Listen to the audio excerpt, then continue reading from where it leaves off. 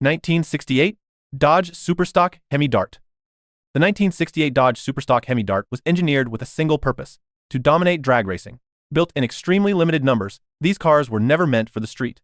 Dodge shipped partially assembled darts to Hearst Performance, who stripped them even further and rebuilt them around the legendary 426 Hemi.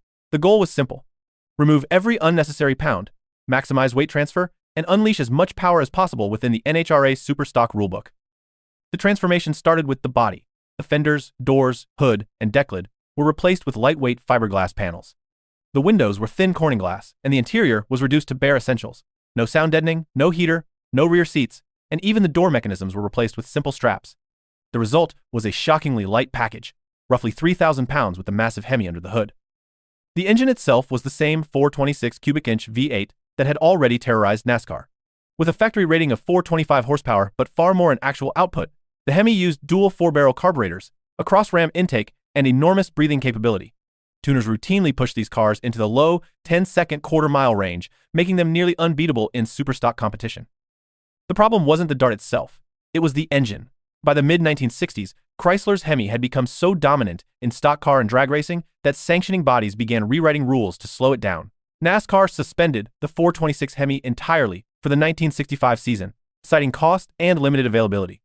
In drag racing, the engine continually forced reclassification because cars equipped with it overwhelmed the fields they competed in.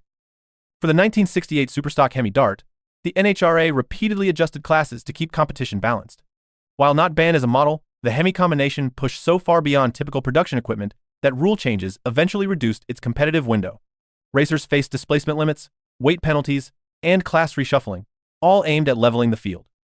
The Superstock Hemi Dart remains a symbol of how far factory engineering could go before racing organizations intervened. It was too fast, too light, and too effective to coexist with equal competition. 1965 Dodge Coronet AFX. The 1965 Dodge Coronet AFX was one of the most radical factory-built drag cars of its era, created during a short window when manufacturers pushed the limits of what qualified as a stock vehicle.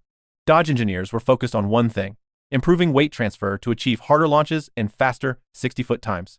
To accomplish that, they did something no traditional production car had ever attempted. They moved the rear axle forward by 15 inches and the front axle by 10 inches. This altered wheelbase layout shifted more weight over the rear tires and transformed the car's launch characteristics. The conversion wasn't subtle. The wheel openings were visibly relocated, the stance looked stretched and compact at the same time, and the car appeared purpose-built rather than factory-assembled. Under the hood sat the 426 Race Hemi, producing around 425 horsepower in official ratings, but substantially more when tuned properly. The Coronet AFX also benefited from lightweight fiberglass fenders, bumpers, and hood panels, helping reduce overall mass and improving traction off the starting line. These cars were extraordinarily fast for the period. Racers routinely pulled the wheels on launch, and elapsed times dropped rapidly as teams pushed the limits of tuning and traction. The altered wheelbase configuration created a new form of drag racer that resembled a funny car before funny cars officially existed. That innovation is what led to its ban. The NHRA's AFX class was originally designed for experimental factory vehicles, but the altered wheelbase Dodges and Plymouths pushed the rules beyond their intent. They no longer resembled showroom cars, even loosely. Their wheelbase modifications created a clear aerodynamic and traction advantage that other manufacturers couldn't match under the existing regulations. By late 1965, the NHRA rewrote its classifications. Altered wheelbase cars were removed from AFX competition and moved into the newly formed funny car categories, which were no longer tied to stock vehicle dimensions. This effectively banned the Coronet AFX from its original class. The 1965 altered wheelbase Coronet stands as a turning point in drag racing history. It was innovative, brutally quick, and so effective that the rulebook had to be rewritten to contain it. 1962 Plymouth Savoy 413 Max Wedge. The 1962 Plymouth Savoy, equipped with the 413 Max Wedge, marked the beginning of Chrysler's factory-built drag racing dominance. At a time when superstock competition still revolved around showroom-based vehicles, the Max Wedge program pushed performance engineering far closer to purpose-built race machinery than anything available from competing manufacturers. The heart of the Savoy's package was the 413 cubic inch Max Wedge V8, rated between 410 and 420 horsepower, depending on configuration. The engine featured aggressive compression ratios, large port cylinder heads, and a unique cross-ram intake system that used long, tuned runners to build strong mid-range torque. Chrysler paired the engine with heavy-duty driveline components, high-stall torque converters, and factory gearing optimized for drag strip use. For exhaust, the Savoy included cast-iron manifolds with removable plugs that allowed racers to open the system at the track for a free-flowing path, something rarely seen on production vehicles. The interior was intentionally Spartan, reducing weight and focusing the car's mission squarely on quarter-mile performance. Straight-line traction benefited from Chrysler's torsion bar suspension, and early test cars consistently ran low, 12-second quarter-mile times, making the Savoy one of the fastest factory cars available in the early 1960s. The issue wasn't legality in terms of safety or construction, it was that the Savoy blurred the line between what counted as a stock production vehicle and what amounted to a factory race car. Competitors and regulators recognized that Chrysler's Max Wedge program offered engineering that far exceeded what the superstock classes were designed to accommodate. As a result, the NHRA reclassified the 413 Max Wedge cars into the factory experimental FX category. This was effectively a ban from standard superstock competition. The new class was created for cars that pushed the limits of production intent, and the Savoy fits squarely into that description. Once moved out of the mainstream stock categories, the car's competitive landscape changed, and its early dominance was curtailed. The 1962 Plymouth Savoy Max Wedge remains a key example of how innovation can outpace the rulebook, ultimately forcing regulators to redraw class boundaries to preserve competitive balance. 1965 Ford Mustang AFX. The 1965 Ford Mustang AFX program was one of Ford's boldest factory-backed attempts to seize dominance in drag racing. Developed at a time when manufacturers experimented heavily beyond showroom specifications, these Mustangs were purpose-built for the A-Factory experimental class. Their signature weapon was Ford's 427 SOHC Camaro, one of the most advanced and exotic American V8s ever produced. The Camaro was originally engineered to counter Chrysler's 426 Hemi in NASCAR.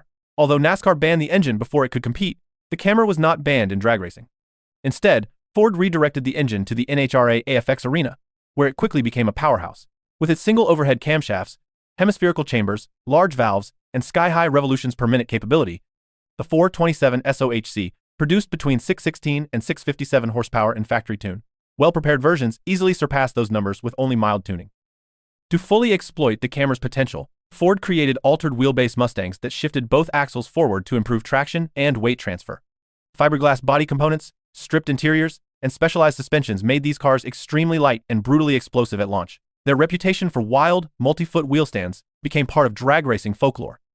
Contrary to many modern claims, NHRA did not ban the 427 Camaro from AFX in 1965.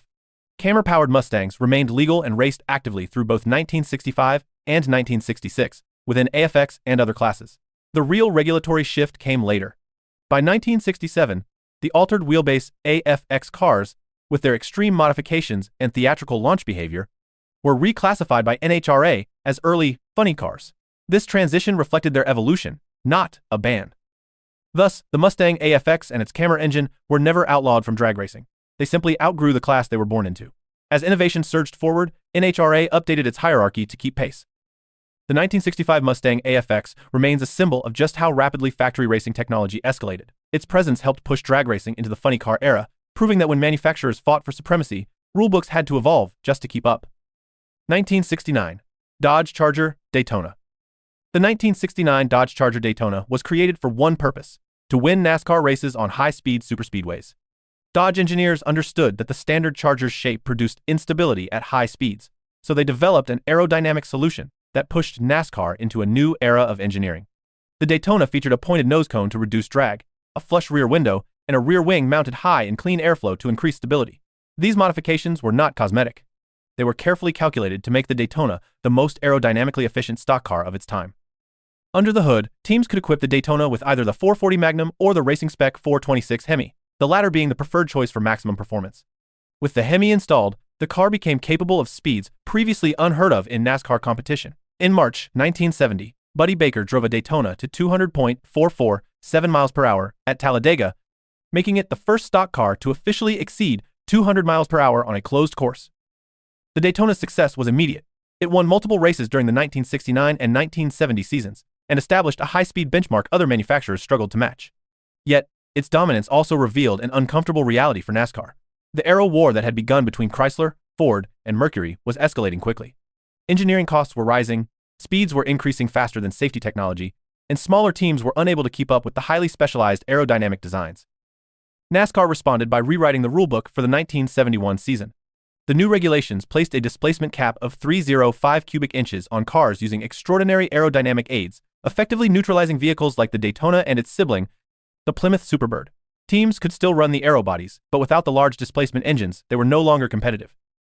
These rule changes amounted to a functional ban. The aerodynamic era ended just as quickly as it began.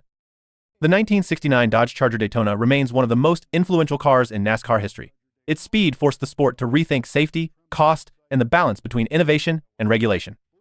1970 Plymouth Superbird. The 1970 Plymouth Superbird was the apex of NASCAR's aerodynamic era, created specifically to bring Richard Petty back to Plymouth and give the brand a competitive edge on high-speed tracks. Building on the foundation of the Dodge Charger Daytona, the Superbird applied more advanced aerodynamics, a redesigned nose cone, and a distinctive rear wing positioned even higher for improved stability and clean air. Its purpose was simple: win races through aerodynamic efficiency rather than relying solely on power. The car used either the 440 Super Commando, the 446 barrel, or the 426 Hemi, with the Hemi-equipped versions being the most competitive. Petty drove the Superbird to multiple victories during the 1970 season, and the car recorded 8 NASCAR wins overall. With its long, tapered nose and towering wing, the Superbird generated measurable downforce at racing speeds and transformed how stock car aerodynamics were evaluated. Despite the success, the Superbird's advantage raised concerns within NASCAR. As speeds increased, so did the gap between aero cars and traditional stock vehicles.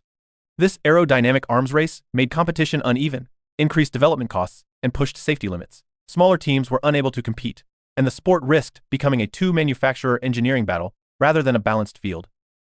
NASCAR addressed these issues with sweeping rule changes for the 1971 season. The sanctioning body limited engine displacement for cars with extreme aerodynamic features. Winged vehicles like the Superbird were restricted to engines no larger than 305 cubic inches. While the cars remained technically legal, the displacement cap meant they no longer had the power necessary to take advantage of their aerodynamic design. This rule effectively ended the aero car era and removed the Superbird from competitive contention. Manufacturers turned back toward more conventional body shapes and balanced rule packages. The 1970 Plymouth Superbird remains a symbol of how far NASCAR engineering advanced in a short period. Its combination of aerodynamic innovation and race-winning performance pushed the sport to rewrite the rulebook, leaving behind one of the most recognizable and influential muscle machines ever built. 1984 Chevrolet Corvette C4. The 1984 to 1987 Chevrolet Corvette C4 became one of the few American sports cars to be effectively banned from a major road racing category simply for being too dominant. When the fourth-generation Corvette debuted, it brought a major leap forward in chassis sophistication. The car featured aluminum suspension components, a low center of gravity, advanced aerodynamics for its time, and strong braking performance. Even with its modest small-block V8 output, the C4 handled better than many European competitors that cost significantly more. These strengths became especially clear in SCCA showroom stock GT racing. This class was designed to showcase near-stock production cars with minimal modifications. The idea was to attract multiple manufacturers and allow amateur drivers to compete on a level playing field. When the Corvette entered the series, the balance disappeared almost immediately. From 1985 through 1987, the C4 Corvette won 29 consecutive SCCA showroom stock GT races. It outcornered, outbraked, and outhandled nearly every rival, including the Porsche 944 Turbo, Mazda RX-7, and other well-regarded sports cars. The Corvette's ability to maintain speed through corners and its stability at high speeds created a gap that no other production car could reasonably close under the series' restrictive rules. The issue wasn't that Chevrolet modified the car beyond the rulebook. The issue was that the Corvette was simply too capable in its factory form. SCCA officials faced a difficult decision. The purpose of the class was broad manufacturer participation and competitive diversity, but as long as Corvettes were allowed, race results became predictable. In 1988, the SCCA removed the Corvette from showroom stock GT eligibility. It was not a penalty for violations, nor a comment on safety. It was a competitive necessity.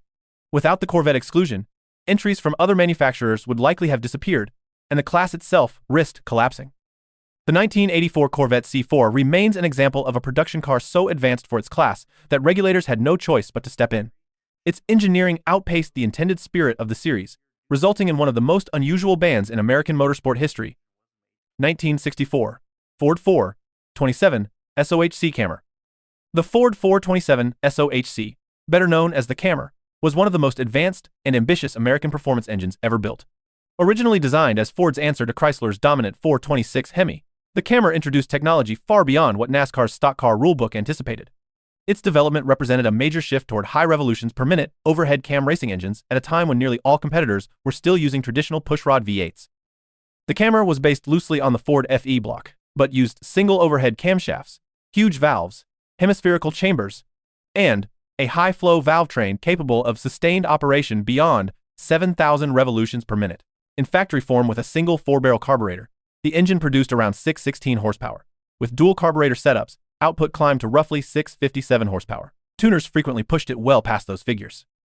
Ford intended the engine for NASCAR competition, where the arms race between manufacturers was intensifying. However, before the Camaro could make its official debut, NASCAR issued a rule change banning overhead camshaft engines from Grand National competition. The stated reason was cost containment and ensuring competitive parity.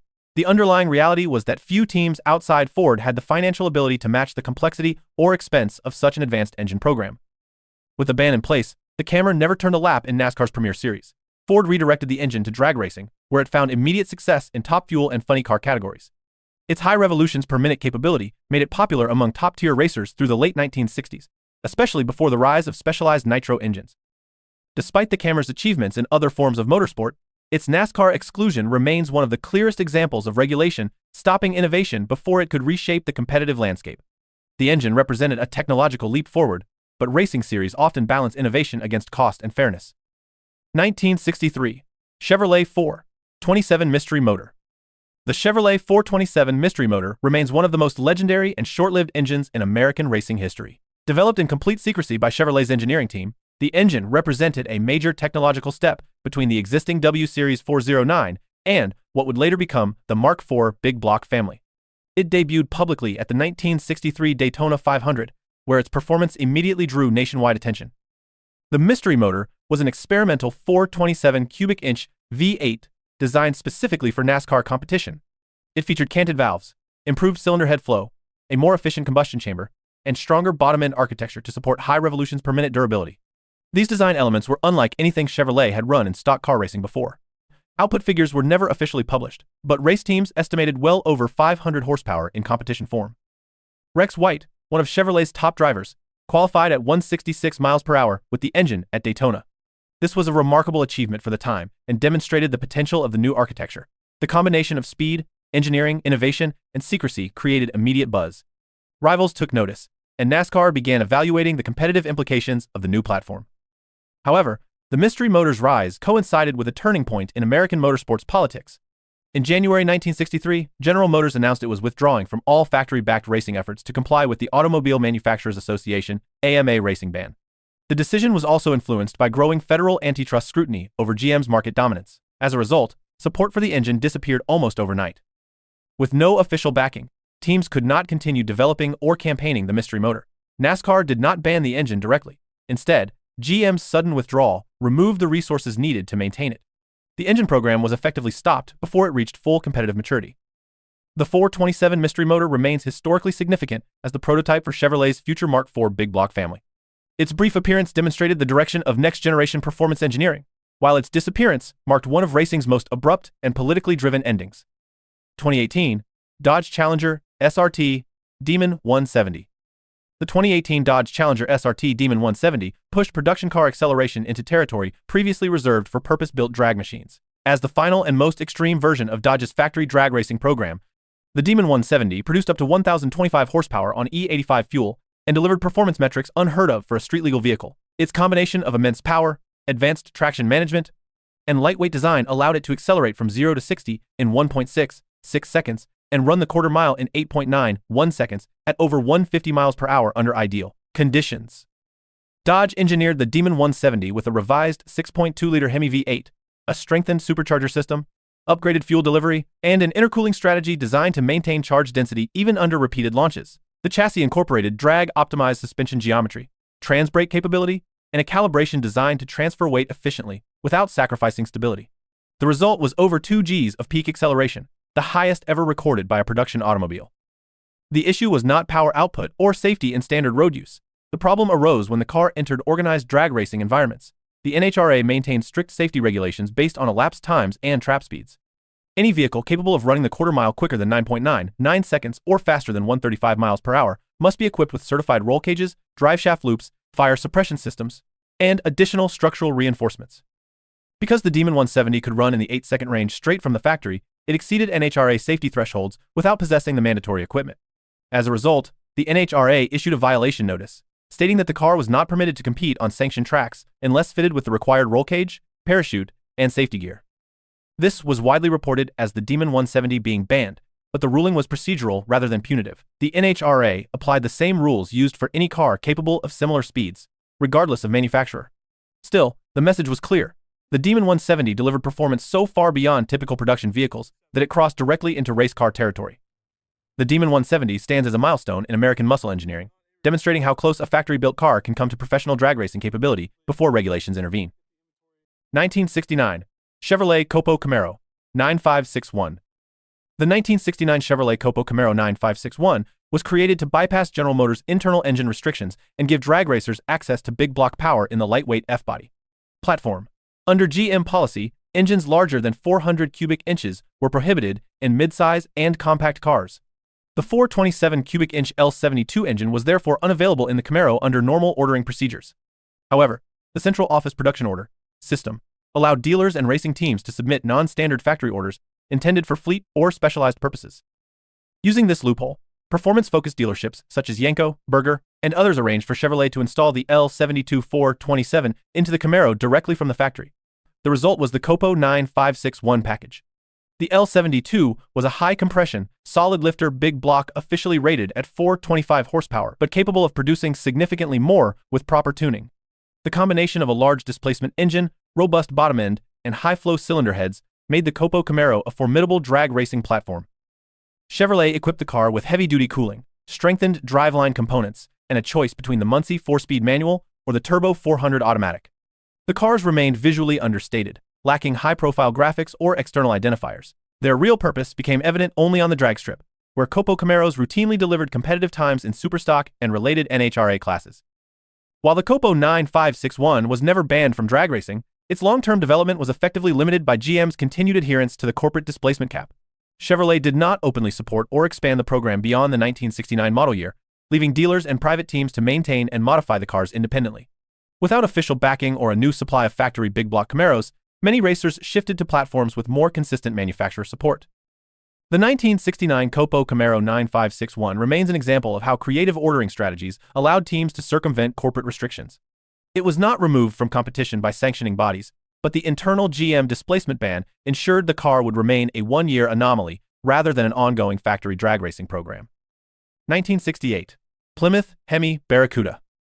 The 1968 Plymouth Hemi Barracuda marked a major turning point in factory drag racing. Built in extremely limited numbers as part of Chrysler's Superstock program, these cars were never intended for street use. Instead, they served as dedicated development platforms aimed at giving Mopar racers a competitive edge in NHRA Superstock Eliminator categories. The combination of a lightweight A-body chassis and the 426 Hemi produced performance that pushed the boundaries of what qualified as a stock vehicle. The Hemi Barracuda began life as a stripped-down fastback model shipped to Hearst Performance. There, the cars were fitted with fiberglass front fenders, hood, and bumpers to reduce weight. Plexiglass side windows, radio delete panels, and minimal interior trim pushed the overall mass well below that of typical production cars. The large rear wheel openings and reinforced suspension were designed specifically for slicks and hard drag strip launches. Under the hood sat the 426 Race Hemi, officially rated at 425 horsepower but capable of much more when properly tuned. The engine used dual 4-barrel carburetors, high-flow heads, and a durable bottom end that supported high revolutions per minute competition. Early cars routinely ran in the 10-second range, an extraordinary figure for a vehicle that technically derived from a showroom model. The issue arose when the NHRA evaluated just how far these cars deviated from standard production specifications. The fiberglass body components, altered wheel openings, reinforced substructure, and extensive factory-backed modifications made the early Hemi Barracudas appear closer to purpose-built race cars than stock vehicles intended for public roads. As a result, the NHRA imposed restrictions and forced reclassification. The Hemi Barracuda's early configurations were deemed too extreme for standard superstock categories. Regulators moved the cars into specialized classes intended for more experimental builds, reducing their dominance and preventing the development program from overwhelming existing competition. The 1968 Hemi Barracuda remains one of the most effective drag racing packages Chrysler ever produced. Its forced shift into restricted classes illustrates how quickly innovation can exceed the boundaries of traditional stock car definitions, compelling rulemakers to intervene in the interest of competitive balance.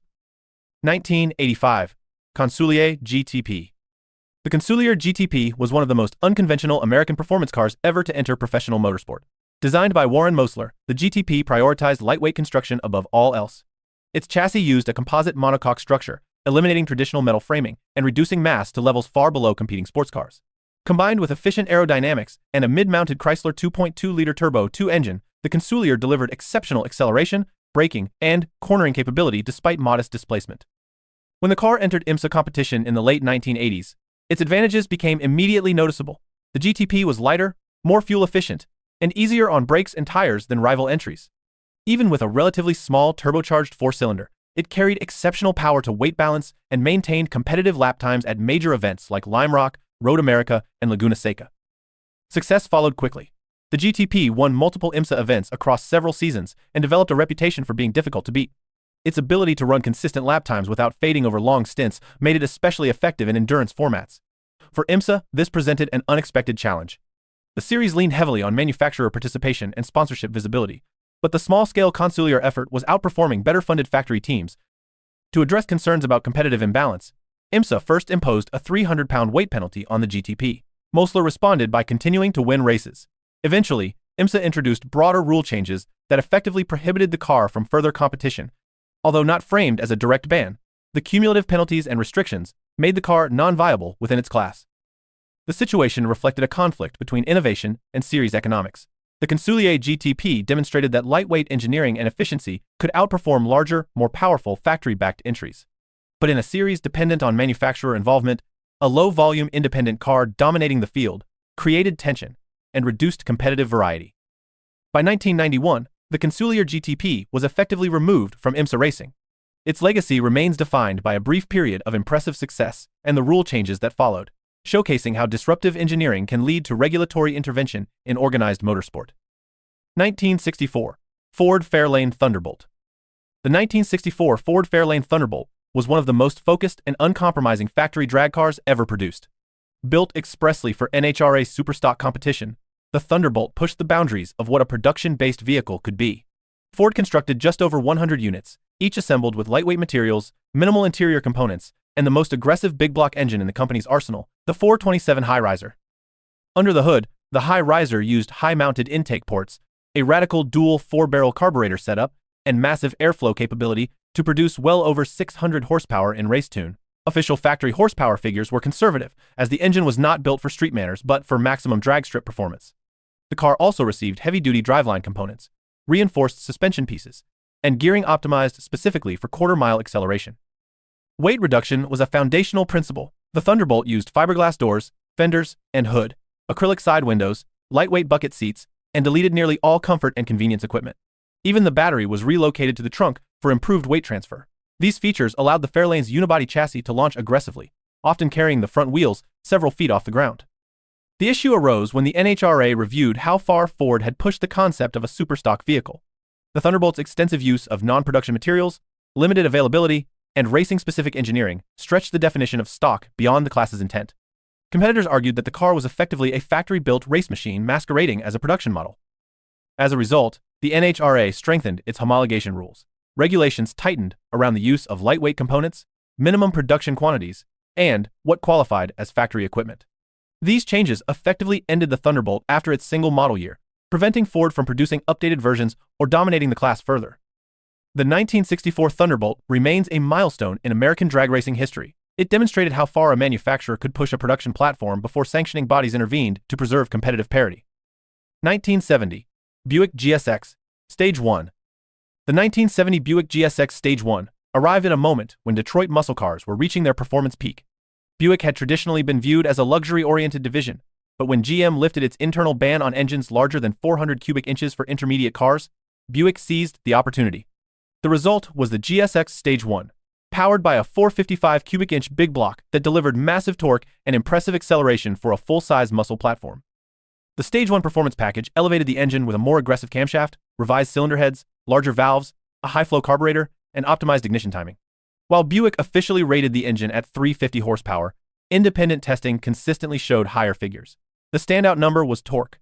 At 510 pound-feet, the GSX Stage 1 produced the most torque of any American muscle car for more than 2 decades. Buick paired the engine with heavy-duty cooling, reinforced driveline components, and a competition suspension designed to handle the substantial output. The GSX package added functional hood scoops, rear spoilers, and distinctive graphics. Despite its size, the car delivered strong quarter-mile performance and reliable traction, surprising enthusiasts who associated Buick with comfort rather than raw speed. The issue that limited the GSX Stage 1's competitive viability wasn't a direct ban from racing organizations. Instead, The broader regulatory environment changed rapidly. Insurance companies began imposing steep premiums on high-performance cars, discouraging young buyers. At the same time, federal emissions regulations introduced after 1970 forced manufacturers to reduce compression ratios and modify engine calibration to meet new standards.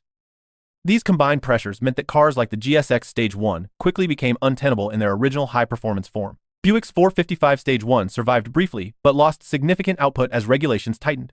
By the mid-1970s, the era of large displacement, high-torque muscle cars had effectively come to an end. The 1970 Buick GSX Stage 1 remains a standout example of peak American muscle engineering. Its exceptional torque, understated refinement, and brief competitive window illustrate how external economic and regulatory forces shaped the end of classic muscle car performance. 1967 Ford GT40 MK4.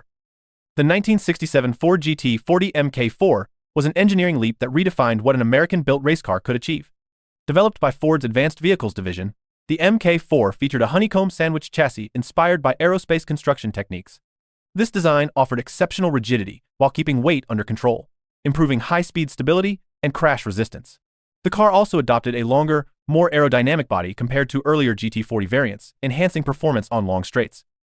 Power came from Ford's 7-liter 427 cubic inch big block V8, a formidable engine capable of pushing the MK4 past 200 miles per hour on the Mulsanne Straight. Paired with a revised suspension, improved cooling, and advanced braking, the MK4 was purpose-built for endurance racing's toughest challenges. The car's most significant achievement came at the 1967 24 Hours of Le Mans, driven by Dan Gurney and A.J. Foyt. The MK4 dominated the event, leading much of the race and ultimately securing an overall victory. It became the first and only all-American car, American-built chassis, American engine, American drivers, to win Le Mans outright. The performance highlighted the capabilities of both the chassis design and the massive 7-liter V8. However, its success triggered immediate regulatory attention.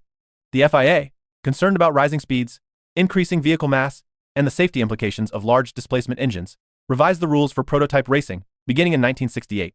The new regulations capped engine size for prototypes at 3 liters and reduced the allowable displacement for sports cars to 5 liters. These changes effectively banned the 7-liter GT40 MK4 from further international prototype competition. Ford elected not to continue developing the MK4 under the new restrictions. With its engine disallowed and its competitive window closed, the car's Le Mans victory became its final major appearance. The 1967 GT40 MK4 remains one of the most significant American race cars ever built. Its short-lived dominance demonstrated how advanced engineering could change the balance of competition, prompting rulemakers to reshape endurance racing for safety and parity. 1966 Chrysler 426 Street Hemi. The Chrysler 426 Street Hemi was one of the most influential performance engines ever sold in an American production car. Introduced for 1966 as a detuned version of the race-spec 426 Hemi used in NASCAR and NHRA competition, the Street Hemi brought hemispherical combustion chambers, massive airflow capability, and race-derived durability to public roads. Officially rated at 425 horsepower and 490 pound-feet of torque, its real output was often higher, especially when tuned for competition. The Street Hemi used dual-Carter AFB 4-barrel carburetors, forged internals, and oversized valves that allowed the engine to breathe at high revolutions per minute. The aggressive camshaft profile, solid lifters, and stout bottom end made the engine capable of sustained performance far beyond typical street engines of the era. In the right chassis, the Street Hemi produced quarter-mile times that rivaled professional drag cars, and its potential for modification made it a favorite among racers. However, its dominance in racing created significant friction with sanctioning bodies. NASCAR had already suspended the race-spec 426 Hemi in 1965, citing limited availability and cost concerns. When the Street Hemi returned in production form for 1966, it re-entered NASCAR competition and immediately regained its competitive edge. Drivers using Hemi-powered cars routinely outperformed rivals, leading NASCAR to implement new regulations. Beginning in 1971, NASCAR introduced restrictor plates, weight penalties, and displacement limitations designed to curb the Hemi's performance. These rules effectively ended its competitiveness at the highest levels of stock car racing. While not banned outright, the rule changes forced teams to abandon the engine in favor of smaller displacement packages better suited to the evolving regulations. Simultaneously, emissions and insurance restrictions in the broader automotive market made high-compression engines less viable. Chrysler discontinued the Street Hemi after the 1971 model year, ending its brief but legendary run. The 426 Street Hemi remains an icon of American engineering. Its overwhelming performance forced rulemakers to intervene across multiple racing series, illustrating how a single engine can reshape the competitive landscape and prompt widespread regulatory change. 1969 Pontiac GTO Judge. The 1969 Pontiac GTO Judge was never banned from competition itself, but it exists as a direct result of the performance ceiling created by Pontiac's earlier Super Duty program. Throughout the early 1960s, Pontiac had developed some of the most formidable racing engines in America. The Super Duty 421 and 428 packages featured aggressive camshafts, high compression ratios, strengthened internals, and race-calibrated induction systems. These engines were not designed with street use in mind. They were built specifically for NASCAR and NHRA dominance. Pontiac Super Duty cars quickly became some of the fastest in the country, winning at Daytona, excelling in drag racing, and giving GM a major competitive advantage. But the timing could not have been worse.